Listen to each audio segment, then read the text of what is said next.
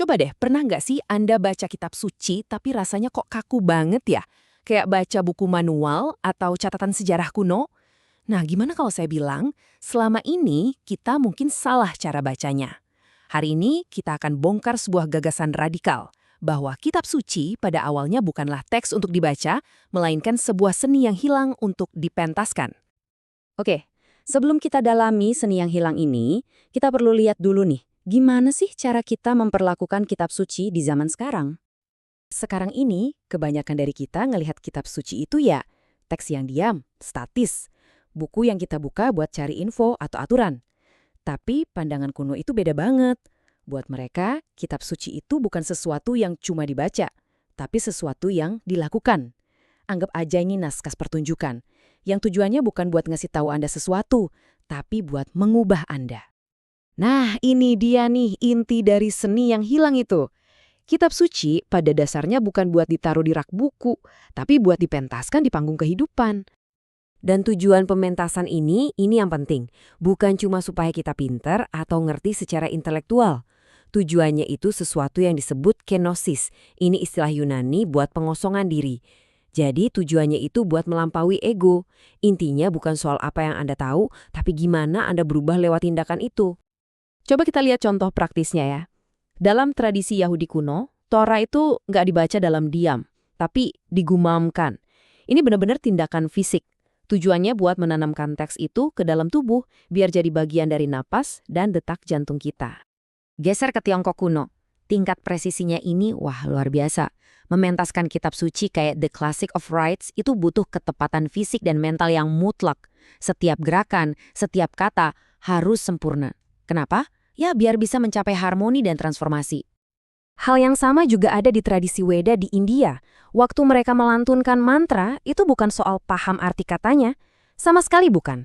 Intinya ada di getaran fisik dari suara itu.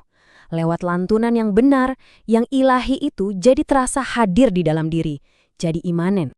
Biar gampang bayanginnya gini deh. Anda datang ke konser orkestra. Anda kan nggak duduk di sana buat menganalisis tiap not kan? Enggak. Anda membiarkan suaranya menyelimuti, mengangkat Anda.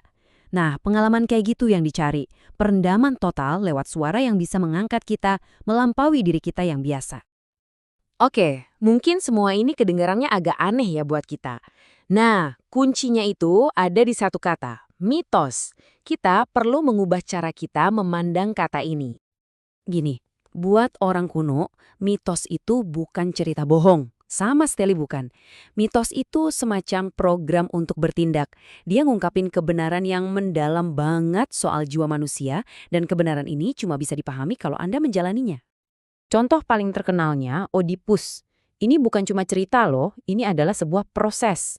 Awalnya dia itu raja yang super pede, sang penyelidik. Terus datang penemuan yang mengerikan.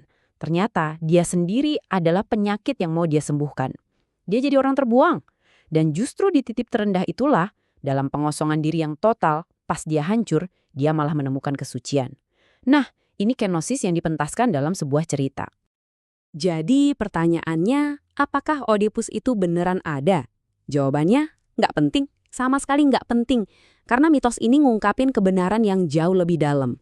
Kadang-kadang, kita sendiri adalah sumber penderitaan kita. Dan hancurnya ego itu justru bisa membuka jalan menuju pencerahan. Kekuatannya itu ada di makna, bukan di fakta. Dan seni ini nggak berhenti di satu pementasan aja. Kitab suci itu nggak pernah dianggap sebagai kata terakhir. Justru sebaliknya, itu adalah awal dari sebuah percakapan yang nggak pernah ada akhirnya. Jadi para penafsir kuno itu nggak sibuk nyari satu makna final yang paling benar. Nggak. Misi mereka adalah gimana caranya bikin teks itu ngomong ke zaman mereka. Menjaga percakapan dengan yang ilahi itu tetap hidup dan dinamis. Ada satu cerita yang luar biasa banget di Talmud. Jadi Musa secara ajaib mengunjungi kelas Rabi Akiva berabad-abad setelah dia meninggal. Dan apa yang terjadi? Musa nggak ngerti sama sekali penafsiran Akiva yang super rumit atas hukumnya sendiri. Tapi bukannya marah, dia malah bangga. Ini nunjukin kalau evolusi pemahaman itu justru dianggap sebagai sesuatu yang baik. Dan kita bisa lihat ini secara harfiah loh di dalam struktur kitab suci Yahudi. Jadi ada beberapa lapisan. Pertama ada Torah tertulis, ini teks dasarnya. Ratusan tahun kemudian muncul Mishnah yang isinya hukum lisan yang dikumpulin. Terus ada lagi Talmud yang pada dasarnya adalah rekaman percakapan panjang selama berabad-abad tentang Mishnah. Jadi setiap lapisan itu membangun dialog di atas lapisan sebelumnya. Nah ini bagian yang paling keren. Talmud itu secara fisik didesain untuk melanjutkan percakapan ini. Halaman-halamannya itu dicetak dengan teks inti di tengah, terus dikelilingi sama komentar-komentar para rabi dari berbagai abad. Tapi lihat deh, selalu ada ruang kosong yang sengaja disisakan. Tahu buat apa ruang itu? Buat Anda, sang pembaca, buat nambahin wawasan Anda sendiri. Anda itu secara harfiah diundang masuk ke dalam dialog. Pertanyaannya sekarang, jadi apa yang salah? Kok bisa kita kehilangan pendekatan yang begitu dinamis dan transformatif ini? Jawabannya, terjadi sebuah pergeseran besar dalam cara kita memandang dunia.